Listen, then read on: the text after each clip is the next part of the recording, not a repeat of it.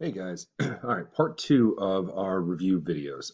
What I'm going to talk about really quickly in about 15 minutes is the 13 original colonies, some big ideas that we should know about each one of them. That way we can, kind of just refresh our memory about what we care about. All right, let's start with the most important colony, probably.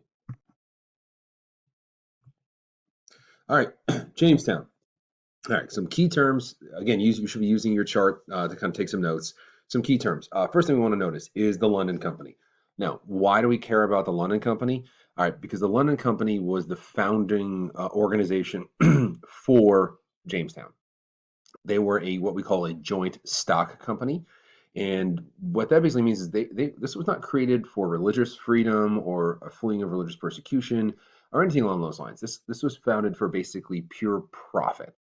Now, if we can remember from the beginning of the year, one of the things that they came looking for and expected to find was gold. Just gold somehow they figured would be laying around or something. I don't know. Um, Mainly because the Spanish had found gold so easily in their colonies, they figured, oh, there must be just gold everywhere. And if you remember, that basically led to what we call the starving time, right? The people they brought with them were artisans, jewelry makers, people of that nature. I call them city folk, people who were not really good at making a life in the wilderness, despite having all these options to things to eat and stuff of that nature.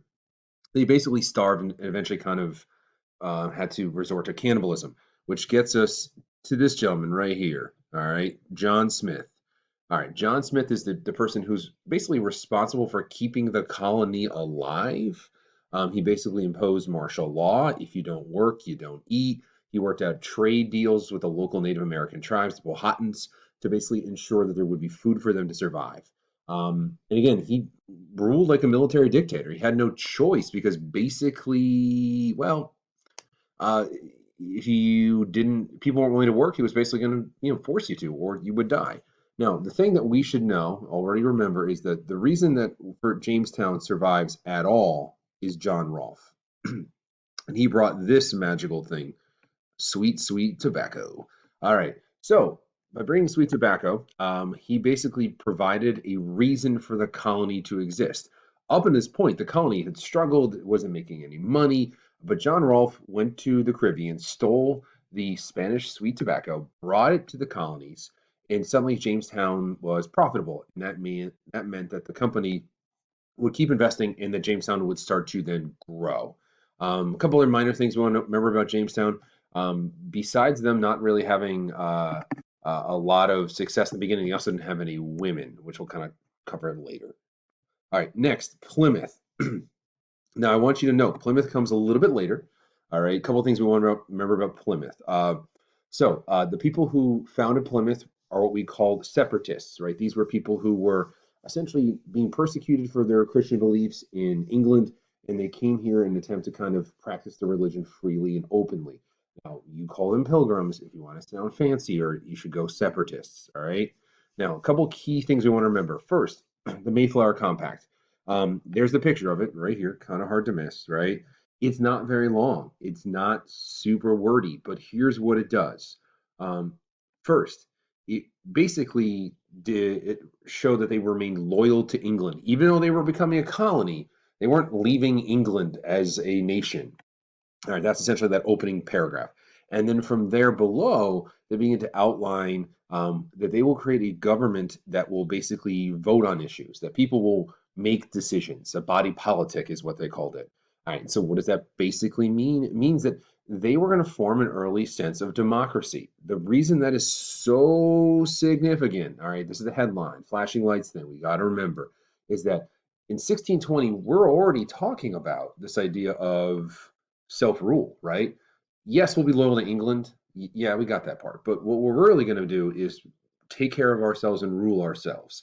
The other thing I'll know, and then I'll kind of move on here real quick, is that we, in the very beginning, like obviously we're going to have a revolution where we become independent, but in the beginning, no one was thinking, get away from England. In the very beginning, everyone was essentially tied to England and they were fine with it. All right, Massachusetts Bay. So Massachusetts Bay comes about 10 years later, and here's a couple things to help us remember, all right? Plymouth is 1620, they come with about 100 people. Massachusetts Bay comes 10 years later with 10 times that number of people. They're rolling in with about 1,000 people. Now, what they are separatists as well, but they are Puritans. Now, what is a Puritan? As the name kind of implies, they obviously think they're pretty special. But here's the deal. They looked at the Church of England and said, you know what? You're too close to the Catholic Church. Going back to the Reformation here for a second. The Church of England broke away, and all they really did was change the sign on the front of the church from Church of England to, uh, or sorry, from the Catholic Church to the Church of England. That's not a big shift. They didn't change practices, they didn't change anything. And so Puritans felt like they needed to basically purify and rid the Church of England of all of those Catholic practices. And the Church of England was like, nah. So they're going to come here. All right. Now, the key figure in their colony is John Winthrop. John Winthrop was a minister and a lawyer.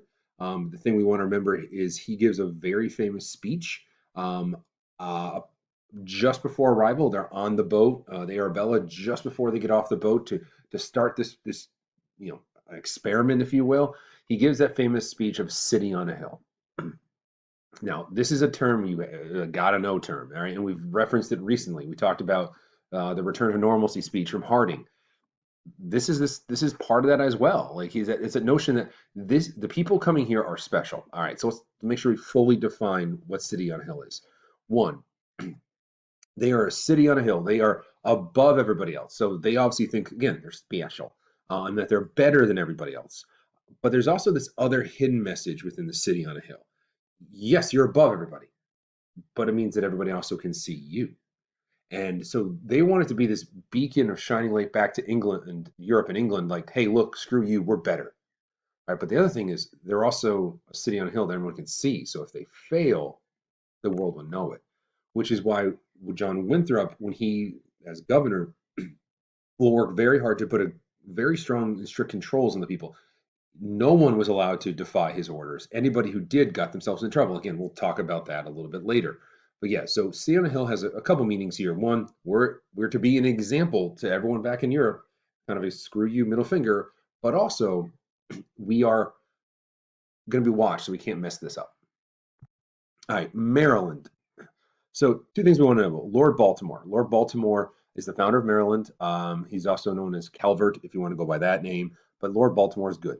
All right. So the forming of Maryland, it takes on an interesting story. So Lord Baltimore traveled to what is Virginia, and he felt he was being discriminated against and picked on because he was Catholic. Now, England was predominantly Anglican, or the Church of England. And so he goes back, complains to his good friend, the King of England, who then says, you know what? Don't bully my friend. And so what he does is he lops off a big old chunk of Virginia and gives it to him. And that has how Maryland is created. Now, out of that, the most famous thing we want to know about Maryland, the only thing that really we care about is the Acts of Toleration. The Acts of Toleration, all right, on the surface, what it did was it provided anyone who was Christian the right to practice their faith without discrimination. All right, that sounds pretty good. All right, now here's the problem. It did not extend to anyone who was Jewish or Muslim or any other faith. It only applied to Christians.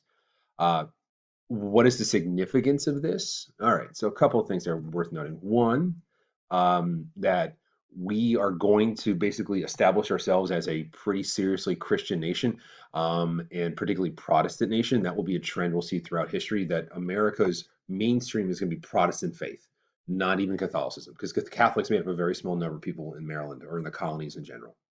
Now, the other thing, the American mythology, as I've called it all year, thing we want to remember is it also meant that we begin to plant the seed of religious tolerance, even though, again, we're pretty far in this class at this point.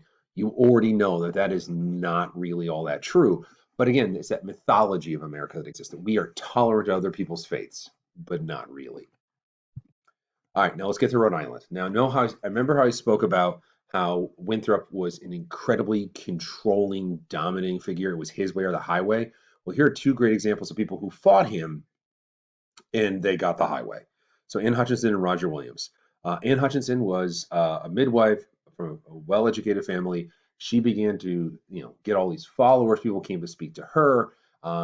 She was, basically not undermining Roger Winthrop, but more just providing a different voice. And that was not what Winthrop wanted. So he will put her on trial. And during the course of the trial, if you remember, she will basically out loud say that God had spoken directly to her.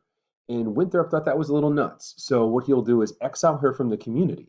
And she'll wind up in Rhode Island, eventually work her way down to Connecticut and then out to Long Island and New York, where she'll get herself killed.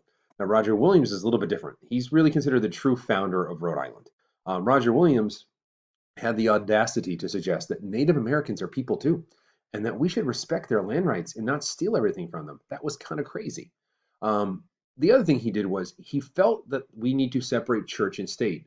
Puritans only members who were basically member. You have to be a member of the Puritan Church to vote. You had to prove that you were a full member, and he felt that that should be removed. So both of these people basically challenged authority figures, and well, they kind of lost. All right, Connecticut. Two things. Famous, the founder is Thomas Hooker. All right, I'm not going to tell the joke again. None of you laughed at it the first time. But the more important thing we want to get out of this is that the fundamental orders of Connecticut. Uh, the tagline is this is the first written constitution in this hemisphere. So technically, the Mayflower Compact is not a constitution, it's an agreement. The fundamental orders of Connecticut laid out the structure of the Connecticut colony. What made it a little bit more interesting than probably everywhere else was that it was easily the most democratic. They had two houses, legislative houses, and both were elected by the people. There wasn't this specialized house like we'll talk about within the House of Burgesses. All right, North Carolina and South Carolina.